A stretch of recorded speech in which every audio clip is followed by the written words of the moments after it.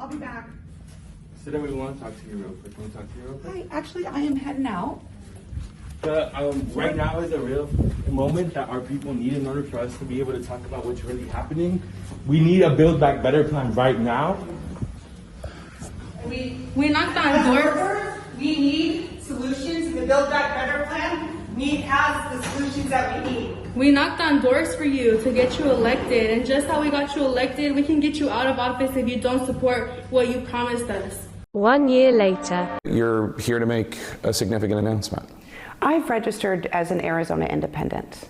And I know some people might be a little bit surprised by this, but actually I think it makes a lot of sense. You know, a growing number of Arizonans and people like me just don't feel like we fit neatly into one party's box or the other. And so, like many across the state and the nation, I've decided to leave that partisan process and really just focus on the work that I think matters to Arizona and to our country, which is solving problems and getting things done.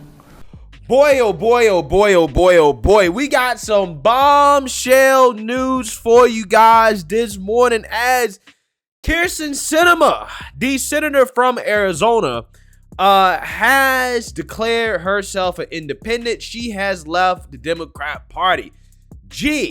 I wonder if that has anything to do with the fact that she was openly harassed by far leftists, even to the point where they were following her into the bathroom, right, as she was going into a bathroom stall, okay, to beg her to vote for Joe Biden's legislation.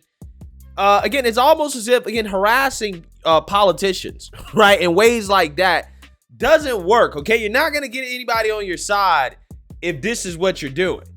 And Kyrsten Sinema has done something that, in my opinion, it's not a devastating blow, but it is a major blow to the Democrat Party and their agenda, and it basically confirms that for the next couple years, at least in the Senate, well, the House as well too, because the House is Republican, there's going to be gridlock, right? And again, her doing this is kind of confirmation that she's not going to budge on the Democrats and their most radical agenda, okay?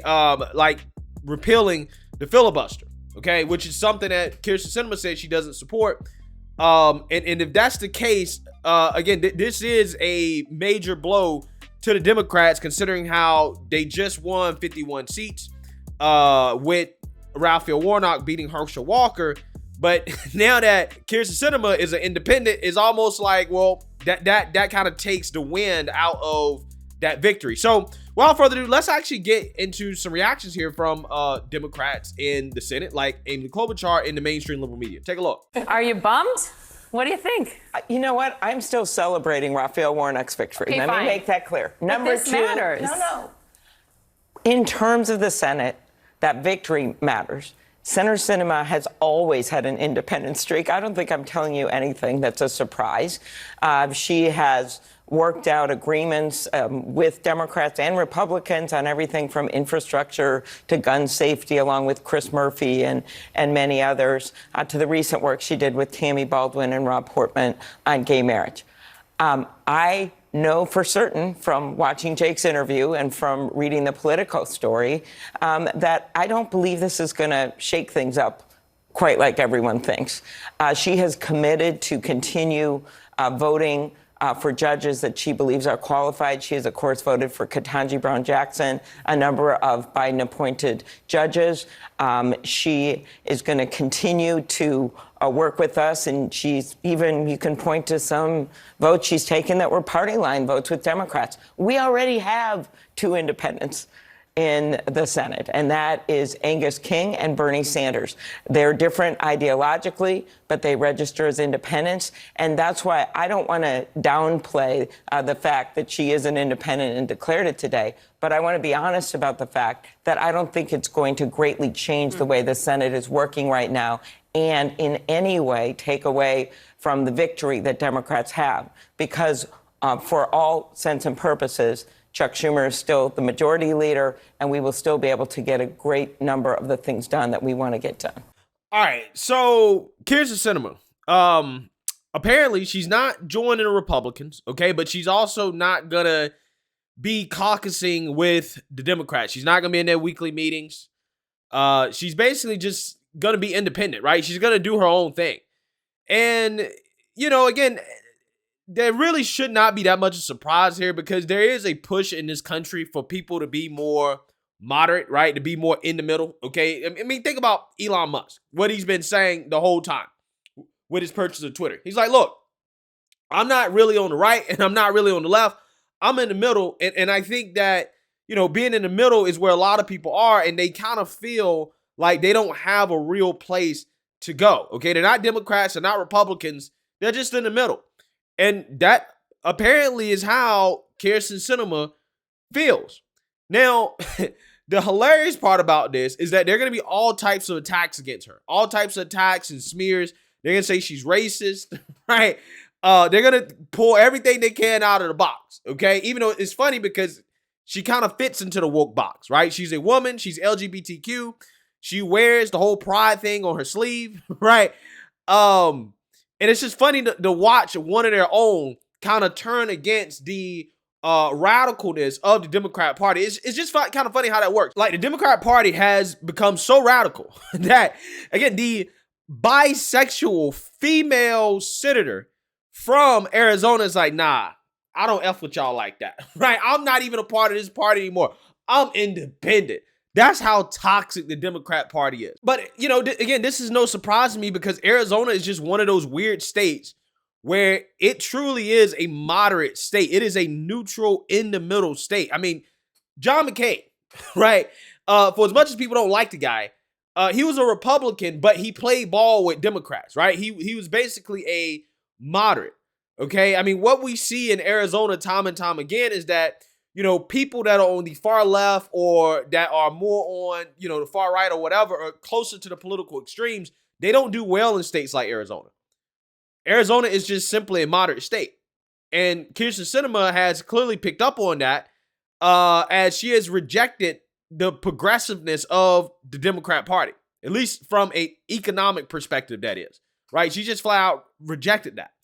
The reason why, again, is because her state really is a state that is truly a moderate purple state, right? And I think that people have to come to grips in terms with the reality of Arizona and Arizona politics. Yes, there are probably some people in Arizona on both sides of the political aisle that are very loud about their feelings in politics, but I don't think they're the majority, right? I mean, just based on what we've been seeing time and time again in Arizona, the politicians that come out of Arizona, it truly is just a swing state. It is a moderate state, right? And this move from Kyrsten Sinema, I think, is a reflection of that. Despite the fact that Republicans had some major losses, for example, people like Carrie Lake, who's challenging her loss, and then Blake Masters losing as well, too. Despite those Republicans losing, again, Kyrsten Sinema's like, I'm moving towards the middle, right? I'm going to go a little bit more right, again, despite what happened in the midterms, which, again, is a fascinating observation. Again, it'll be interesting to see if Joe Manchin follows, but I want to say this. Any criticism of Kyrsten Sinema is sexist and it's homophobic, right? Because, again, that's what the left says, right? So again, all these people that's going to come out here and be mad at Kyrsten Sinema, it's going to talk trash, they're going to be upset. You're all homophobes and you're all sexist because you're not supposed to be able to criticize people of a protected group. She's in a protected group. Therefore, you can't criticize her, okay?